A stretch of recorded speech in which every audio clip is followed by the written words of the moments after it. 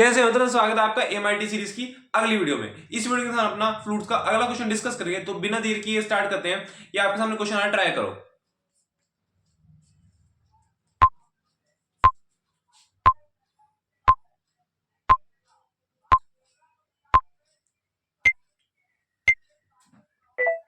Question का आ गया, a spragon is shown in the figure where a piston pushes air out of the nozzle, ठीक है। A thin tube of a uniform cross section is connected to the nozzle. The other end of the tube is in the small liquid container. As piston pushes air through the nozzle, the liquid from the container rises into the nozzle and is sprayed out. For the spray gun shown, the radii of the piston and the nozzle are 20 mm and 1 mm respectively. The upper end of the container is open to the atmosphere. देखो, ये पहले मैं diagram बना रहा हूं।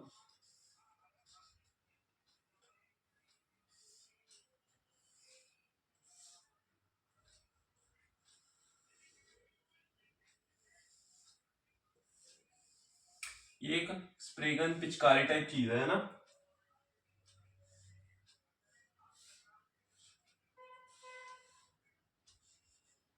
ठीक है, कुछ ऐसी सी चीज है ना। तो हमसे कहा गया है कि ये एक पिचकारी टाइप स्प्रे गन टाइप चीज है। इसके अंदर जब मैं इसे पुश कर रहा हूं तो यहाँ पे हवा भरी हुई है, और ये हवा यहां से निकल रही है। लेकिन यहाँ पे ये एक छोटा सा एक पाइप टाइप चीज समझो, या फिर मतलब इसको क्या नाम इन्होंने दे रखा है, स्प्रे गन इज कनेक्टेड, ये थिन ट्यूब एक थिन ट्यूब टाइप चीज है, जो एक क्या नाम है लिक्विड टाइप या कोई भी मटेरियल ऐसे उसमें डिप हुई है। तो जैसे हवा यहाँ से पास करती है तो ये जो लिक्विड है ये भी ऊपर उठता है और बाहर निकलता है ना। ये बात कह रखी है। तो इससे इसके ये पैराग्राफ टाइप क्वेश्चन है, तो दो क्वेश्चन पूछे गए इसके। If the piston is pushed at the speed 5 mm है, इफ पिस्टन इज पुश्ड, अगर ये कितनी स्पीड से भाग रहा है मतलब इसको कितनी स्पीड से पुश कर रहे हैं, 5 mm सेकेंड इनवर्स है, और the air come out of the nozzle with speed, और यहां से कितनी स्पीड से मतलब एयर निकल रही है, हमें ये बताना है। तो देखो कहा गया है इसका हमें रेडियस दे रखे कितना, 20 mm, इसका रेडियस 20 mm है। और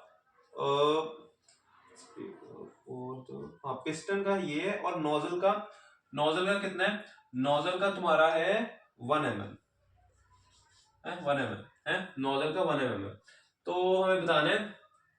तो देखो यहाँ पे सब सिंपल, हमें ये रेडियस दे रखा है और ये रेडियस दे रखा है, ये रेडियस दे रखा है R2 या R1 है। इसकी स्पीड कितने स्पीड से भाग रहा है ये, मतलब इसको कितनी स्पीड से दबा रहे हैं वो दे रखा है। हमें यहाँ से कितनी स्पीड से एयर निकलेगी वो बताना है। तो सिंपल क्या इक्वेशन ऑफ कंटिन्यूटी लगती हुई दिख रही है, ए ऑप्शन में, ए पार्ट में सिंपल इक्वेशन ऑफ कंटिन्यूटी लग जाएगी। A1 V1 is equal to A2 V2, आप लोगों ने पढ़ी होगी इसे, है ना। तो यहाँ पे A1 क्या है, पाई R1 कितना है 20, तो ये आ जाएगा पाई R1 स्क्वायर। V1 कितना है 5। देखो अब सारी जो mm में है तो इसको चेंज करने की जरूरत नहीं है, अभी है चेंज करने की जरूरत नहीं है। तो यहाँ पे आ जाएगा ये कितना था 1 पाई 1 का स्क्वायर V2, इसको चेंज करेंगे, ये देखो ये बन जाएगा, इसका 1 ही था ना, ये मुझे कुछ गड़बड़ हुई, रेडियस 1 ही है, ठीक।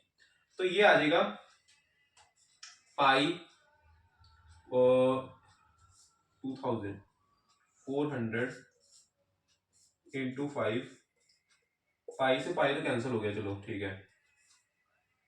और ये V2 तो कितना आ रहा है, V2 तुम्हारा आ रहा है, V2 आ रहा है 2000 mm सेकेंड इनवर्स, लेकिन हमसे मेरे ख्याल मीटर पर सेकंड पूछा, ठीक है। तो एक काम करते हैं, इसे कन्वर्ट कर देते हैं 2000 से, ये 2000 को 1000 से डिवाइड करा, ये बन गया 2 मीटर पर सेकेंड। बात समझ में आई, क्या बात समझ में आई, सिंपल था है। असली खेल अगले पार्ट में है, असली खेल अगले पार्ट में, ठीक है। ये तो फ्री के नंबर थे। आंसर है, मैं तुम्हें एक चीज बता दूं क्या, a1 v1 is equal to a2 v2 है। तो जब मैंने एरियाज रखे थे तो वो आ रहे थे पाई 400 v1 is equal to v2, ये साथ में 1 है, पाई बल्कि पाई पाई क्योंकि पाई इंटू 1 स्क्वायर 1 पाई होएगा, पाई से पाई कैंसिल, तो यहाँ से v2 आ जाएगा। मेरे पास एरियाज रखे हैं जो भी मैंने तुम्हें करके दिखाया, तो ये आ जाएगा 400 v1 v2 is equal 400 v1, यानी कि इसमें से जो ये एयर निकल रही है वो 400 टाइम्स होगी जितनी तेज ये पिस्टन दबेगी। ये बात क्लियर है? ये बात क्लियर है? तो इससे क्या होएगा, ड्रास्टिक चेंज की वजह से यहाँ पे जो फ्लो है, हमारी जो बर्नौली फ्लो है वो सिर्फ लैमिनार फ्लो पे ही वर्क करती है। हमारे पास यहाँ पे टर्बुलेंट फ्लो भी बन सकती है।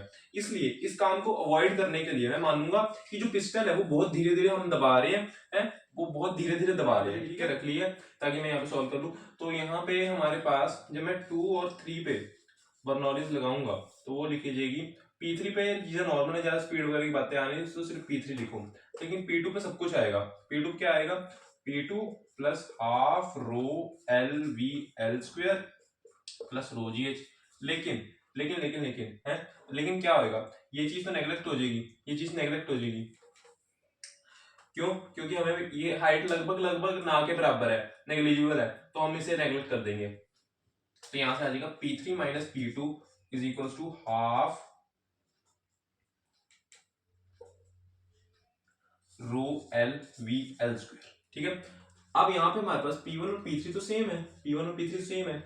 ये लिक्विड तो बाद में ऊपर जा रहा है, पहले तो एयर जा रही है, तो यहाँ पे जो जगह है ये भी एयर ही है, और लगभग हमने हाइट को नेग्लिजिबल मान लिया है, तो यहाँ पे भी प्रेशर सेम होगा, यहाँ पे भी प्रेशर सेम होगा, तो हम P1 और P3 तो सेम ले सकते हैं, P1 और P3 तो सेम ले सकते हैं, P1 और P3 तो सेम ले सकते हैं ना।